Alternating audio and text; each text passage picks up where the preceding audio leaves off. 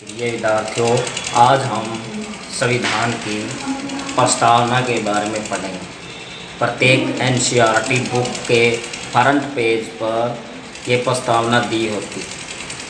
अधिकतर अध्यापक इसको बच्चों को नहीं पढ़ाते, इसलिए मैंने निर्णय किया है कि क्यों न इस प्रस्तावना पर प्रकाश डाला जाए। प्रस्तावना हमारे संविधान की आत्मा है।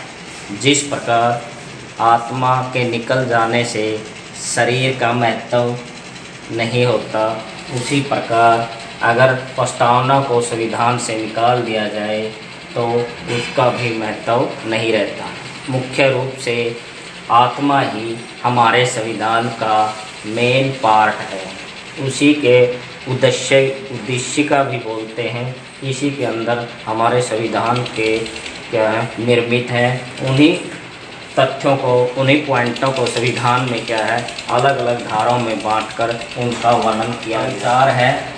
आत्मविश्वास से ही मनुष्य में साहस, निडरता और उत्साह का जन्म होता है। हमारा संविधान की प्रस्तावना या उद्देश्य का हम पढ़ते हैं। हम भारत के लोग, यानी ये किसी संस्था, समिति या कानून ने हमें ऊपर नहीं थोपा। ये हम भारत के लोग, हम स्वयं भारतवासी अपने ऊपर ये उद्देश्य का या प्रस्तावना या संविधान लागू करते हैं। भारत को एक संपूर्ण प्रभुत्व संपन्न का अर्थ है कि स्वयं निर्णय लेने की शक्ति। आज़ादी से पहले हमारे निर्णय अंग्रेज़ सरकार लेती थी, अंग्रेज़ लेते थे, लेकिन आज़ादी के बाद हमारे संविधान की प्रस्तावना में भारत को संपूर्ण प्रभुत्व संपन्न राज्य घोषित किया गया है।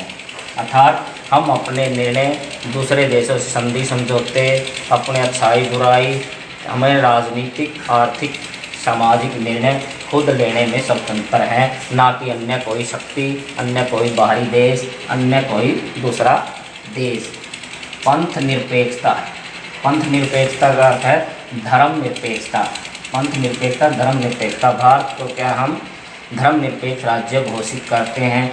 भारत धर्म निरपेक्ष है, अर्थात यहाँ का कोई भी राजनीतिक धर्म नहीं है। सभी धर्म को बराबर का दर्जा है। सभी धर्म संविधान में मान्य है। भारत के मुख्यतः 8 धर्म हैं जो संविधान द्वारा मान्यता है। सबको अपने अपने धर्म के अनुसार रीति रिवाज, परंपराएं और धार्मिक आयोजन करने की आज़ादी है। लोकतंत्रात्मक गणराज्य। लोकतंत्रात्मक का क्या अर्थ है? लोगों का, यानी लोग स्वयं अपने ऊपर शासन करते हैं, अपने प्रतिनिधि स्वयं चुनते हैं। और गणराज्य है जहाँ का मुखिया अर्थात जो हमारा राष्ट्रपति है उसके नाम से शासन चलता है और हमारे लोगों के द्वारा चुना जाता है। एक गणराज्य भारत क्या है? एक लोकतंत्रात्मक गणराज्य है।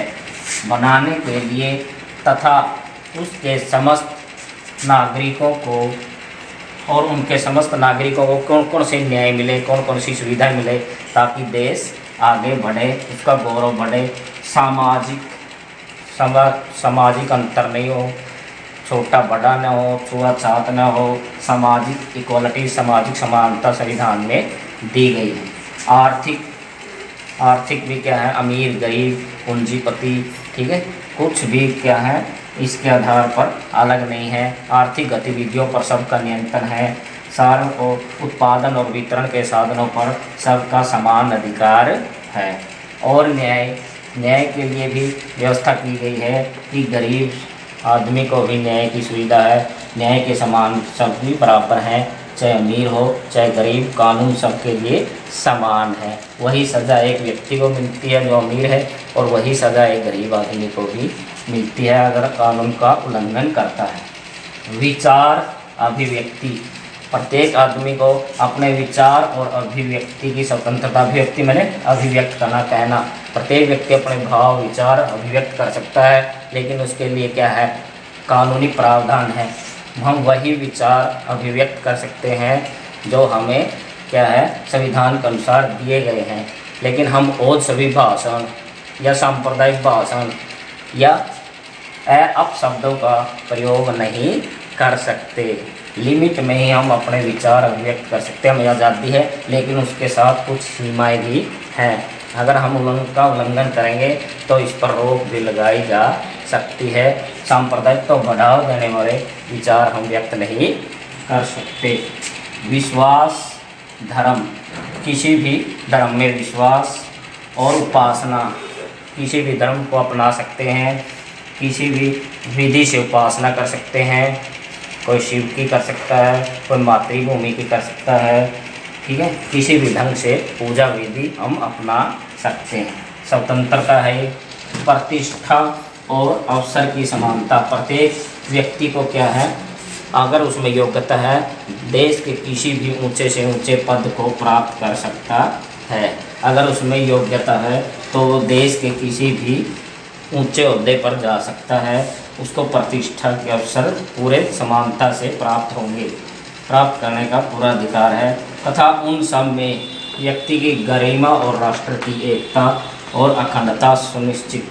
व्यक्ति की गरिमा यानी व्यक्ति अपनी गरिमा, अपने गौरव को बढ़ा सकता है, और राष्ट्र की एकता और अखंडता वह ना टूटे, देश की एकता बनी रहे, उसके लिए भी इसमें प्रयत्न किया गया है। सुनिश्चित करने वाली बंधुता मैंने भाईचारा को बढ़ावा देने का भी इसमें प्रयत्न किया गया। तो दृढ़ संकल्प होकर हमारे संविधान के जो ऊपर लिखित उद्देश्य थे, प्रस्तावना थे, उन सबको दृढ़ संकल्प यानी कर्तव्यनिष्ठ होकर दृढ़ता के साथ हम अपनी इस संविधान सभा में, जो हमारी संविधान सभा जिसने संविधान रचा बनाया, आज तारीख 26 नवंबर 1949 यानी संविधान कब लागू हुआ, 26 नवंबर 1949 को बनकर तैयार हुआ।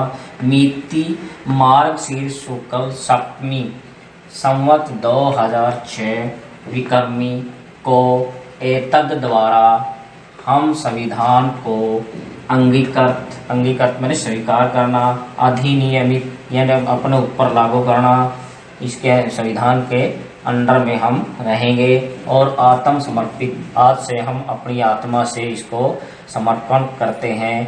आज हम भारत के लोग इसको स्वीकार करते हैं। धन्यवाद।